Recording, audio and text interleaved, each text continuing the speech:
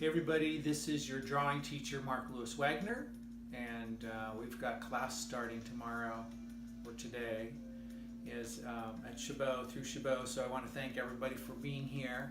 This is the first time I've done the asynchronized class, so it'll be a little strange, so give me a little bit of a break here.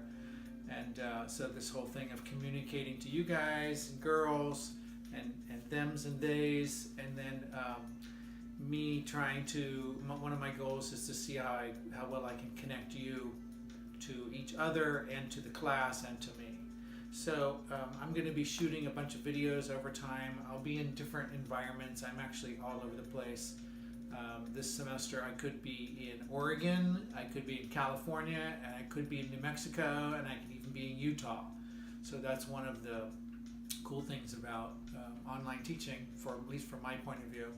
So I'm grateful. I've shared some stuff in my syllabus, and you can see some of my stuff online. I have been teaching at Chabot. I started in 2010, and then the school almost lost the art department there for a while, so they let go of all adjunct faculty. That's what I am. I'm adjunct part-time. That's what I want to be. And then I probably started teaching in 2015, maybe 14, and I teach painting, drawing, color, 2D foundations, and Photoshop, and have loved it. I've really loved it a lot. My studio mate in Oakland is Professor Thiel. He's the guy who really got me the class project of teaching there. So we shot a video recently of a studio tour, so in the next week or two I will post that, and you can see us, and you can see where, what our studio's been like and things like that. So this semester is a drawing class. One of the first things we're going to do is talk about sketchbooks. And sketchbooks, the intro is to get your supplies. And then there's another video that I posted about supplies. And then I'm going to do a little quick demo on sketchbooks and on how to kind of break them in and get them. This is my favorite size of sketchbook because it actually fits into the back of my pants so that I can go to the movie theater or go to a restaurant, or like when I had kids, I would just carry my sketchbook with me all the time. And the moment we sat down in the restaurant, I pulled my sketchbook out, and the kids and I would draw and do, hangman. And so a lot of my other sketchbooks, you can see it's like, oh, he was a dad then. My kids are now 22, 25, two girls, great people. So I'm going to do a little talk about sketchbooks. We're going to be using sketchbooks the whole class, and actually we're using our sketchbooks every day. So this is our main tool. The project that we're going to start off with is that you're going to be drawing one drawing a day for the rest of the semester, and it's going to go back and forth between an imagined drawing. That means you make up something. It's a doodle. It's a design. And then the next day you're going to draw something real. You're literally going to pick something up, put it on the table, and you're going to draw it. And these are 10-15 minute drawings. You can draw several, but it's about that amount of time.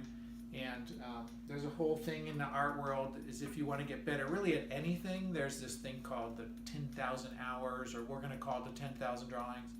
So if you actually would say to yourself, like, I actually want to become a better drawer, well, just simply do 10,000 drawings, and you'll be a much better drawer. So let's see, what else do I want to say about class? We're going to be emailing each other back and forth. We're going to do discussion groups with each other, which I have not done before in Canvas. So that's my cutting edge, my learning tool. And it should be good. I'm excited about it. I just have a good feeling. I love art. I love teaching. So this is just an extension of everything. If you guys, girls, people, them, all of that, non-binaries, if anything shows up, talk to me, email me. Everybody's confused. Everybody's anxious in the beginning of class. So I'm here to support you, and then the school's got excellent support on a whole bunch of levels. So let's do it. I'm going to do a little demo on a sketchbook. Okay, this is our the sketchbook first piece. Now, my sketchbooks have painted covers. So imagine your sketchbook's actually going to be black. These are all decorated. Imagine yours is black, and if you have one like this, you might have one like this. That's fine. These are my writing journals. I just decorate everything, and we don't have colored paint in this class, but if you do, it's great to put some type of paint or something, collage something on your sketchbook, make it personal. So I decorate these because these are also one of the things that I sell. There's a quote in the art world which is "have hats for sale," which means it's great to sell a painting for $20,000 if you can do that, once in your lifetime. But it's also great to have something that you can sell for $20. You can sell often. So I buy these blank books for $5 online from Blick Art, and then I decorate them, and then I sell them for $20. So that's my way to have little pieces of something. So you always want to be thinking, if I don't know what you're doing with this class, if you're just taking it because you have to, or you want to become a better drawer, whatever.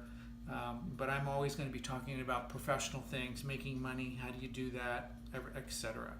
So imagine this is just a blank sketchbook. What you want to do, there's this thing which I'm going to call break the spine. So if you have, I've been trained a little bit in bookbinding, and bookbindings that there's 1, 2, 3, 4, 5, 6, 7 different folds.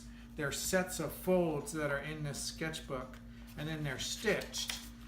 And so if you ever happen to look at a book or are interested in, you can see these stitchings in it. And so if you were going to make one of these yourselves, you would take this amount of paper and you would fold it in half, and then you would put holes in it, and you would thread in, out, you'd thread back and forth, back and forth, back and forth, and then you'd do that a bunch of times. And so then you get those together, you mount them on something else. This is actually cardboard, and one of the sheets gets glued onto the cardboard after it's folded, and this is how you get your sketchbook. And it gives it a spine, they call it, so that this can open up and that this can kind of breathe and have air to it. So what we're going to do, bookbinding wise, we're going to break the spine, they call it. So you want to put your sketchbook like this. And I always like to hold my sketchbook, or in class I say, put your sketchbook to your heart, tap it on your head. You're actually going to make this thing an extension of yourself. So just imagine that you actually put a little bit of love in there. So connect to something here. We're giving it a creative blessing. So then you're going to open it up. And then you want to break the spine, which is you kind of giving it a massage. And you pull some of the paper down, and you pull the line down. You pull some of the paper on the other side, and you just push down. You just push it down. So you're giving it a massage. Chiropractic adjustment, right? So this is as then you work on your book over time, that it's already stretched out a little bit. And if you're doing collage, or if we're going to be painting, you're using ink in these things and watercolors in these things, it just gives it a little bit of a better break. So that's the breaking it up. Then what I like to do is we're gonna initiate it or begin it. And the way that I do something is that I always do a circle and a dot. And I'll just tell you about this for me personally, is that I've been doing this symbol forever. For years and years and years I would do this. And it always felt like, now I do it in the sense of like, this is the new beginning of something. So I put a circle and a dot, and I basically say, I am here now. I also, this is a secret, I also sign, I'm going to sign it upside down. If I sign a check, right, I sign my name and I put a circle and a dot. And what that is I'm just saying thank you to the world. I'm saying thank you for money coming into my life or going out of my life. So it's money, if I'm writing a check to someone, or if I'm signing a check on the back of the check, after I sign my name, I just do this little symbol and I say it's a thank you. So that's just something that as a symbolist, that means that a lot of us artists, is that we understand that there's other ways to communicate other than words. I call myself mostly pre-verbal at times. So I'm just going to do that on this. So I would do this. You can do anything you want, but instead of just starting to put information here, like normal books don't have that. Normal books always have some space to kind of get into something. It's kind of like you step into something. So if I'm gonna do something like that, you can do anything you want, and then put some information in the book over here. So like, you know, how does it get to you? So if you lose this book,